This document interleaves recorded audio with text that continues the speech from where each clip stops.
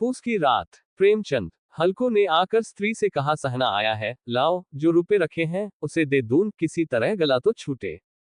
मुन्नी झाड़ू लगा रही थी, पीछे फिरकर बोली, 1 यूरो, 3 ही तो रुपए हैं, दे दोगे तो कमल कहां से आवेगा। माघ पूस की रात हार में कैसे कटेगी। उससे कह दो फसल पर दे देंगे, अभी नहीं। हल्कू एक क्षण अनिश्चित दशा में खड़ा रहा। पूस सिर पर आ गया, कमल के बिना हार में रात को वह किसी तरह नहीं जा सकता। मगर सहना मानेगा नहीं, घुड़कियां जमावेगा, गालियां देगा। बला से जाड़ों में मरेंगे, बला तो सिर से टल जाएगी। ये सोचता हुआ वह अपना भारी भरकम डील लिए हुए, जो उसके नाम को झूठ सिद्ध करता था, स्त्री के समीप आ गया और खुशामद करके बोला, 1 यूरो, ला दे दे, गला तो छूटे। कमल के लिए कोई दूसरा उपाय सोचूंगा। मुन्नी उसके पास से दूर हट गई और आंखें तरेरती हुई बोली, 1 यूरो, कर चुके दूसरा उपाय। जरा सुनून तो कौन सा उपाय करोगे। कोई खैरात दे देगा कमल। न जाने कितनी बाकी है, जो किसी तरह चुकने ही नहीं आती। मैं कहती हूं, तुम क्यों नहीं खेती छोड़ देते। मर मर काम करो, उपज हो तो बाकी दे दो, चलो छुट्टी हुई। बाकी चुकाने के लिए ही तो हमारा जन्म हुआ है। पेट के लिए मजूरी करो, ऐसी खेती से बाज आए। मैं रुपए न दूंगी, न दूंगी। हल्कू उदास होकर बोला, 1 यूरो, तो क्या गाली खाऊं। मुन्नी ने तड़प कर कहा, 1 यूरो, गाली क्यों देगा, क्या उसका राज है। मगर यह कहने के साथ ही उसकी तनी हुई भौहें ढीली पड़ गईं। हल्कू के उस वाक्य में जो कठोर सत्य था, वह मानो एक भीषण जंतु की भांति उसे घूर रहा था। उसने जाकर आले पर से रुपए निकाले और लाकर हल्कू के हाथ पर रख दिए। फिर बोली, 1 यूरो, तुम छोड़ दो अब की से खेती। मजूरी में सुख से एक रोटी तो खाने को मिलेगी, किसी की धौंस तो न रहेगी। अच्छी खेती है, मजूरी करके लाओ, वह भी उसी में झोंक दो, उस पर धौंस। हल्कू ने रुपए लिए और इस तरह बाहर चला मानो अपना हृदय निकालकर देने जा रहा हो। उसने मजूरी से एक एक पैसा काट कपट कर 3 रुपए कमल के लिए जमा किए थे। वह आज निकले जा रहे थे। एक एक पग के साथ उसका मस्तक अपनी दीनता के भार से दबा जा रहा था। पूस की अंधेरी रात, आकाश पर तारे भी ठिठुरते हुए मालूम होते थे। हल्कू अपने खेत के किनारे ऊख के परतों की एक छतरी के नीचे बांस के खटोले पर अपनी पुरानी गाढ़े की चादर ओढ़े पड़ा कांप रहा था। खाट के नीचे उसका संगी कुत्ता जबरा पेट में मुंह डाले सर्दी से कुकू कर रहा था। दो में से एक को भी नींद न आती थी। हल्कू ने घुटनियों को गर्दन में चिपकाते हुए कहा, 1 यूरो, क्यों जबरा, जाड़ा लगता है। कहता तो था, घर में पुआल पर लेट रह, तो यहाँ क्या लेने आए थे। अब खाओ ठंड, मैं क्या करूं।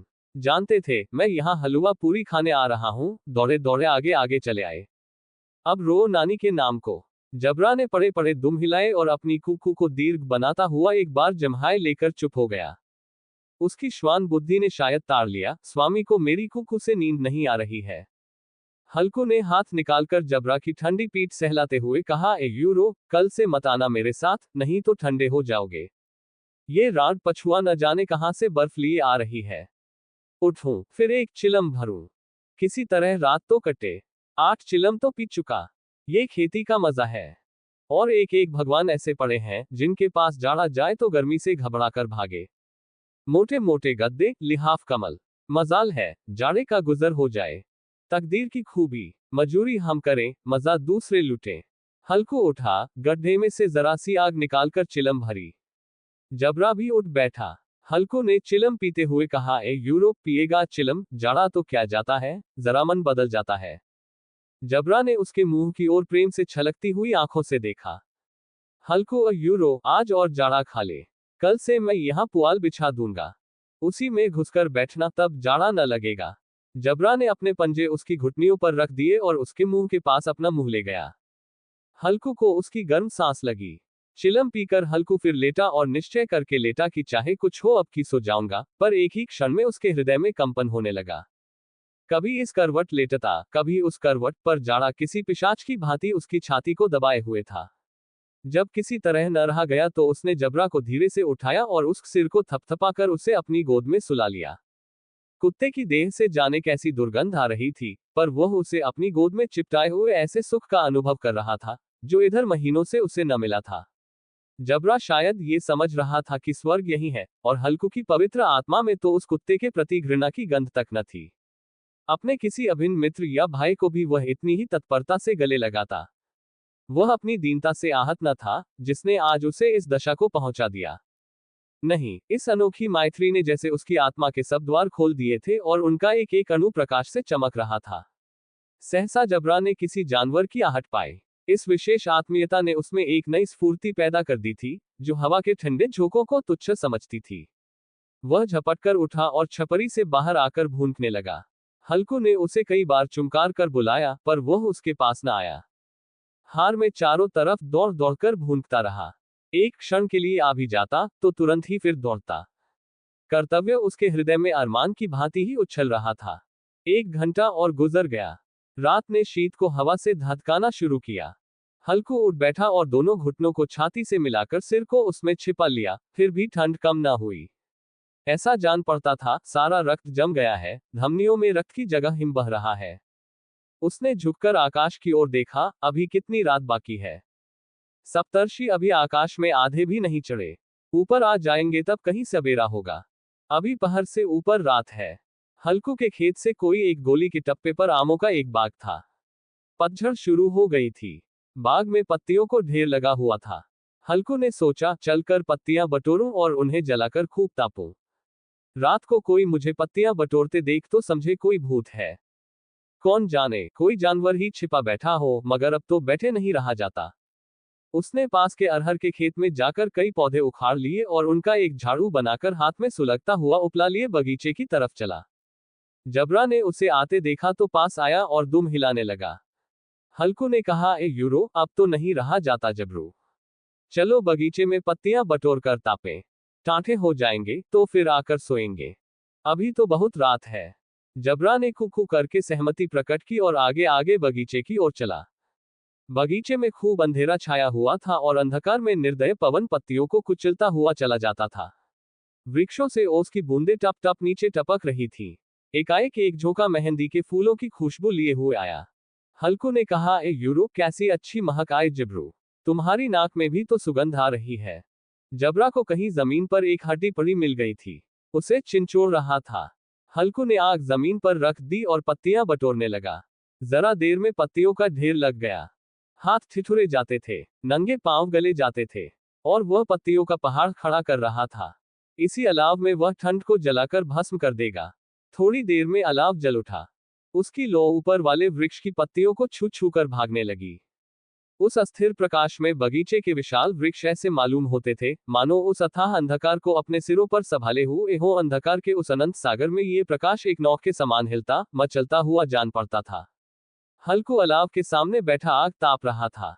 एक क्षण में उसने दोहर उताकर बगल में दबा ली, दोनों पांव फैला दिए, मानो ठंड को ललकार रहा हो, तेरे जी में जो आए सोकर। ठंड की असीम शक्ति पर विजय पाकर वह विजय गर्व को हृदय में छिपा न सकता था। उसने जबरा से कहा, ए यूरो, क्यों जब्बर, अब ठंड नहीं लग रही है।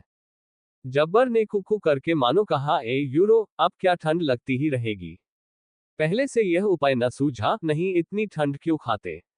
जब्बर ने पूंछ हिलाई। अच्छा आओ, इस अलाव को कूद कर पार करें। देखें कौन निकल जाता है। अगर जल गए बच्चा तो मैं दवा न करूंगा। जब्बर ने उस अग्निराशि की ओर कातर नेत्रों से देखा। मुन्नी से कल न कह देना, नहीं तो लड़ाई करेगी। ये कहता हुआ वह उछला और उस अलाव के ऊपर से साफ निकल गया। पैरों में जरा लपट लगी, पर वह कोई बात न थी। जबरा आग के गिर्द घूमकर उसके पास आ खड़ा हुआ। हल्कू ने कहा, ए यूरो, चलो चलो, इसकी सही नहीं। ऊपर से कूद कर आओ। वह फिर कूदा और अलाव के इस पार आ गया। पत्तियां जल चुकी थीं। बगीचे में फिर अंधेरा छा गया था। राख के नीचे कुछ कुछ आग बाकी थी, जो हवा का झोंका आ जाने पर जरा जाग उठती थी, पर एक क्षण में फिर आंखें बंद कर लेती थी। हल्कू ने फिर चादर ओढ़ ली और गर्म राख के पास बैठा हुआ एक गीत गुनगुनाने लगा। उसके बदन में गर्मी आ गई थी, पर ज्यों ज्यों शीत बढ़ती जाती थी, उसे आलस्य दबाए लेता था। जबरा जोर से भूंककर खेत की ओर भागा। हल्कू को ऐसा मालूम हुआ कि जानवरों का एक झुंड खेत में आया है। शायद नीलगायों का झुंड था। उनके कूदने दौड़ने की आवाजें साफ कान में आ रही थी। फिर ऐसा मालूम हुआ कि खेत में चर रही हैं। उनके चबाने की आवाज चरचर सुनाई देने लगी। उसने दिल में कहा, नहीं, जबरा के होते कोई जानवर खेत में नहीं आ सकता। नोच ही डाले, मुझे भ्रम हो रहा है। कहाँ, अब तो कुछ नहीं सुनाई देता। मुझे भी कैसा धोखा हुआ। उसने जोर से आवाज लगाए, ए यूरो, जबरा, जबरा। जबरा भूंकता रहा। उसके पास न आया। फिर खेत के चरे जाने की आहट मिली। अब वह अपने को धोखा न दे सका। उसे अपनी जगह से हिलना जहर लग रहा था। कैसा दंदाया हुआ था। इस जाड़े पाले में खेत में जाना, जानवरों के पीछे दौड़ना असह्य जान पड़ा। वह अपनी जगह से न हिला। उसने जोर से आवाज लगाए, ए यूरो, लिहो लिहो लिहो। जबरा फिर भून उठा। जानवर खेत चर रहे थे। फसल तैयार है। कैसी अच्छी खेती थी, पर ये दुष्ट जानवर उसका सर्वनाश किए डालते हैं। हल्कू पक्का इरादा करके उठा और 2-3 कदम चला, पर एकाएक हवा का ऐसा ठंडा, चुभने वाला, बिच्छू के डंक सा झोंका लगा कि वह फिर बुझते हुए अलाव के पास आ बैठा और राख को कुरेद कर अपनी ठंडी देह को गरमाने लगा।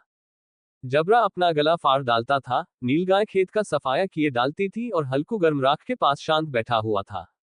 अकर्मण्यता ने रस्सियों की भांति उसे चारों तरफ से जकड़ रखा था। उसी राख के पास गर्म जमीन पर वह चादर ओढ़कर सो गया।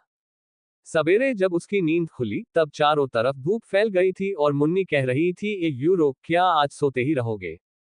तुम यहाँ आकर रम गए और उधर सारा खेत चौपट हो गया। हल्कू ने उठकर कहा, ए यूरो, क्या तू खेत से होकर आ रही है?